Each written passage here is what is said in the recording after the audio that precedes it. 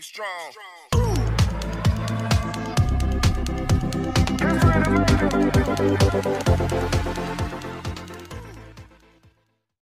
Assalamualaikum warahmatullahi wabarakatuh. Kembali lagi bersama saya Kang Kumis. Kali ini Kang Kumis kembali menemani Anda tentunya di channel Kang Kumis. Nah, pada kesempatan kali ini Kang Kumis ingin berbicara mengenai seputar permasalahan rumah tangga, percintaan dan juga perselingkuhan, ya. Pada kesempatan kali ini Kang Kumis ingin berbicara mengenai 7 tanda istri mudah kena rayuan pria lain. Tentunya ini bukanlah hal yang baik ketika ini terjadi di tengah kehidupan rumah tangga kita. Yaitu kita tentunya ingin membuat atau membangun keluarga yang bahagia, sakinah dan juga harmonis. Nah, namun sebelum lanjut ke topik, gak ada salahnya silahkan Anda subscribe terlebih dahulu agar Anda tidak ketinggalan topik-topik menarik lainnya bersama Kang Kumis tentunya. Kira-kira apa saja lah yang menyebabkan seseorang gampang ya terkena rayuan pria lain? Nah ini tentunya adalah kita harus menyadari betul apa sih sebetulnya yang melatar belakangi itu semua.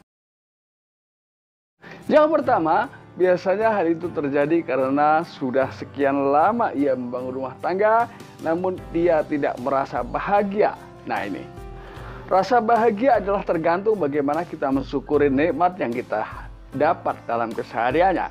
Namun kadang pola pikir atau tingkatan rasa bersyukur memang berbeda, ya. Tergantung bagaimana kita menyikapi hal tersebut. Ketika kita tidak bisa menyikapi, tidak menutup kemungkinan hal tersebut bisa menimbulkan kita menjadi mudah dirayu oleh pria lain. Ini yang pertama. Kemudian yang berikutnya, yang kedua adalah timbulnya rasa penasaran kepada orang lain, ya. Sebetulnya kadang rasa penasaran yang terus menghantui dirinya.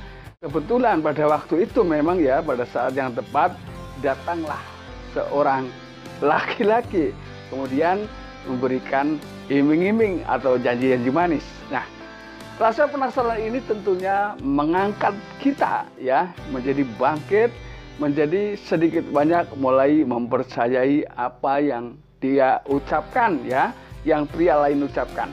Nah, ini kita secara tidak langsung perlahan bisa terbawa oleh hal yang mengawali hubungan emosional. Ini bisa membawa kita ke arah perselingkuhan ini. Kemudian yang ketiga, biasanya karena merasa bahwa suami kita, orang yang kita cintai ini lama-kelamaan dirasakan bukan merupakan orang yang pas, atau mungkin pada saat itu dia merasa bisa mencari pria lain yang lebih segalanya.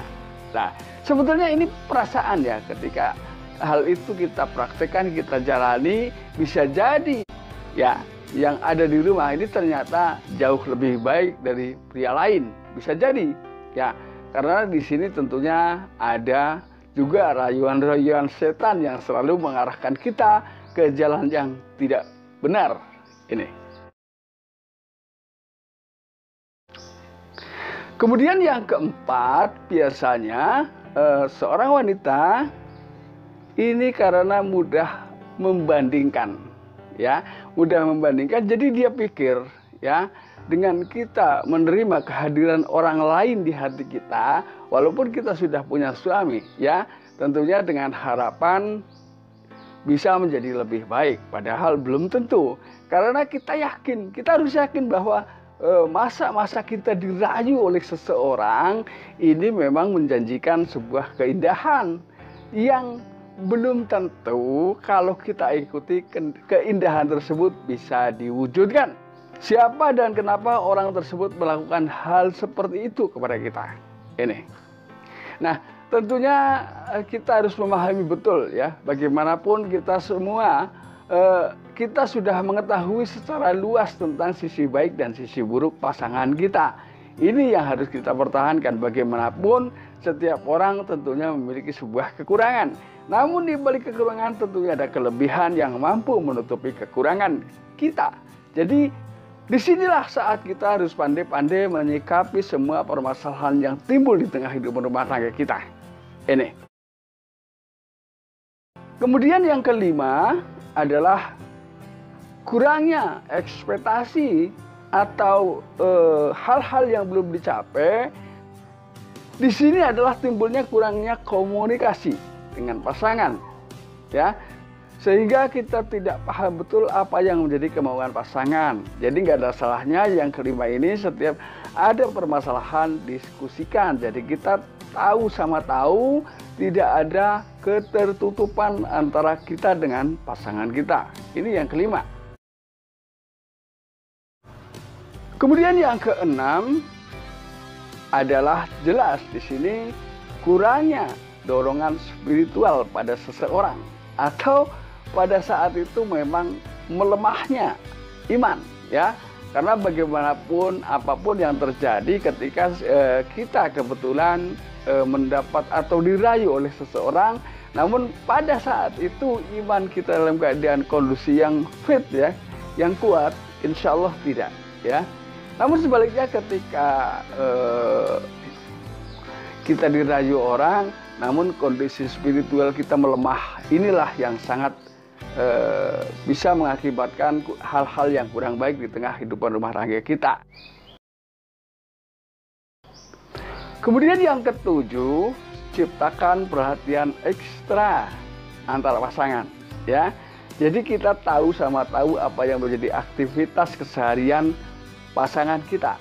Jadi di sini juga bisa menghilangkan kejenuhan. Tentunya di saat-saat kita merasa lengang, merasa sepi, kita bisa berkomunikasi dengan pasangan kita. Itu dapat menghilangkan kejenuhan yang timbul dalam keseharian. Tentunya memang adalah setiap manusia mengalami puncak, ya, titik jenuh. Nah, inilah hal yang sangat membahayakan apabila kita biarkan.